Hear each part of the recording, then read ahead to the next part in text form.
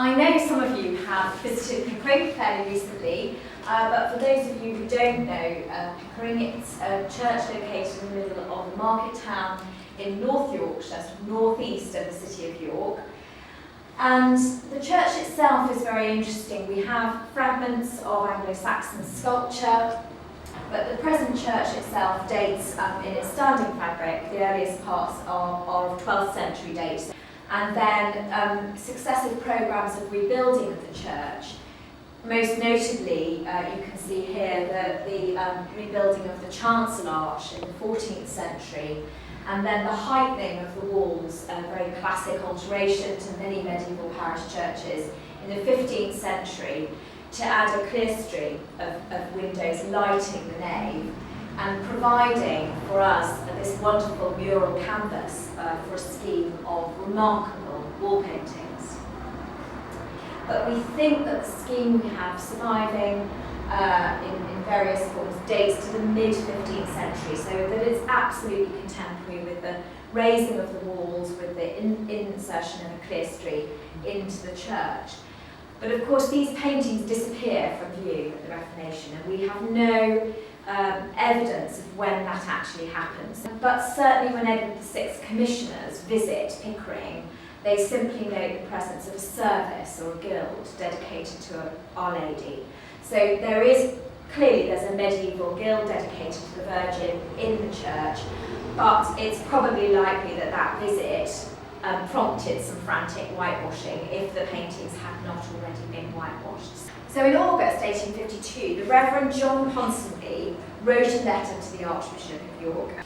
The church has been undergoing some restoration work, and during the course of that work, paintings come to light on the north and the south side of the nave. And so it's clear that from what Ponsonby can see, that there are images of St. Catherine, Herod and Pilate, he thinks, George and the Dragon, and Goliath. And that's a misidentification of St. Christopher. And Pickering's story is that of many, many churches in the 19th century. And I suppose as an archaeologist, what astonished me was what happened at Pickering. And then in the research that I'm currently doing, how common this story is. The uncovery of a scheme of medieval wall paintings, striking fear into the heart of some quarters of the clergy. Given what has happened to these paintings, and that what we're really looking at now is a palimpsest of the medieval cycle, the Victorian paintings. Can we actually say anything about the medieval significance of these paintings? Do they tell us anything about the Middle Ages, about this community who I started out being most interested in? And what's crucial is that we can establish from that sort of detective work with these later antiquarian sources that although, as we've seen, there's a lot of infilling of detail, the basic iconography of this scheme has not changed. So the saints who were there in the 1850s are the saints who are here now, and that is absolutely crucial to understanding their meaning. And at the West End we have St George and St Christopher, and they're absolutely classic 15th century, mid-15th century popular saints. There's been a lot written about medieval wall paintings, and I'm probably guilty myself of describing them in the past as the poor man's Bible, paintings that were designed to illustrate the lives of the saints in an era where people were illiterate. The stories of the saints would have been reasonably well known, so it's probably better to see the paintings as an adjunct to sermon literature, that people would have known their stories, but they are supporting an increasingly literate parish. So St George, I'm sure you know the story of St George riding to the aid of the princess, and St George is supposedly from Cappadocia in Turkey. And in the Middle Ages, that belief that if you saw an image of St Christopher, you would somehow be protected from dying a violent death for the rest of the day. And I think one of the really interesting things about that image is the only bit of the arcade to be reconfigured in the 15th century with the addition of a new porch onto the front of the church, is that arcade arch, which gives you this wonderful sightline between the open door of the church and that image of St Christopher along your way. But I think that's one of those really nice things where the architecture is a framing device for what we're seeing in the paintings. We then have poor old St John the Baptist, and this is one of those rather interesting reminders that medieval paintings don't work in a kind of left to right narrative sequence all the time. We have John reprimanding Herod, who is bigamously married, Herodias with a pair of courtiers at the table. Then we have St Thomas a Becket, and we've heard how the Reverend Ponsonby sent somebody up originally to gouge out the crucifixion. And then the detail of St Edmund. We have a couple of places where clearly black letter inscription is surviving.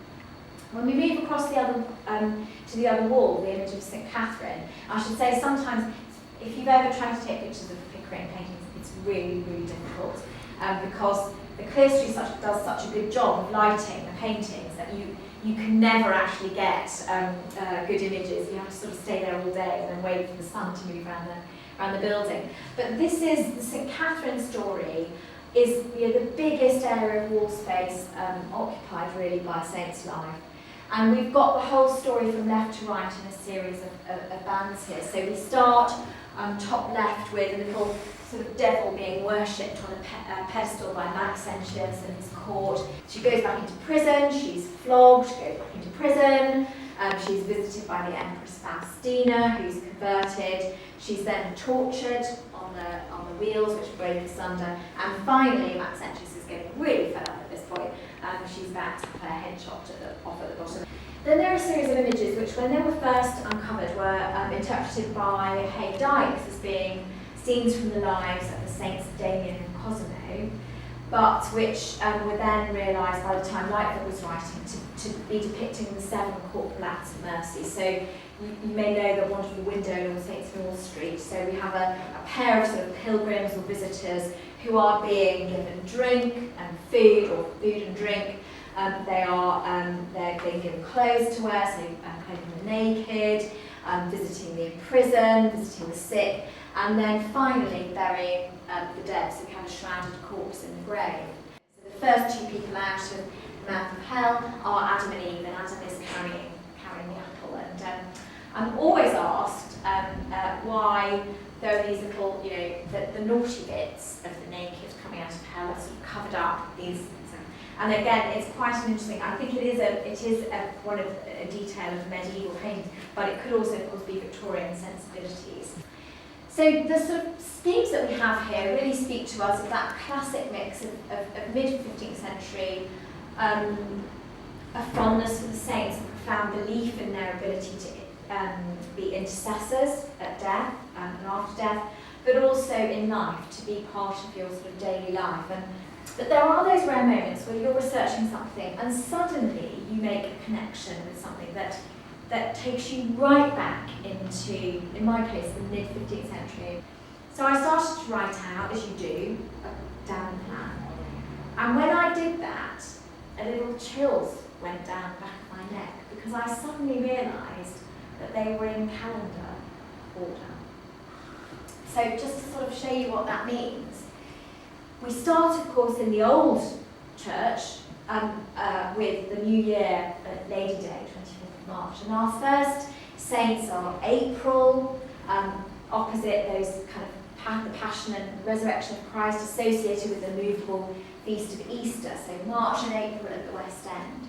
We then move into St Christopher, July, and those scenes or images around the Virgin, so 15th of August, coronation, Assumption and coronation of the Virgin, St John the Baptist on the 29th of August, and by the time we get to the East End, we have St Edmund in November, and Catherine in November, and Becket in December. Now, as far as we know, this is the only example of this kind of sequence in medieval wall paintings in the country. There are other paintings that show images of the seasons or the cycle of life that have sort of remind us about temporality, but nowhere where the actual images are placed in some kind of calendar.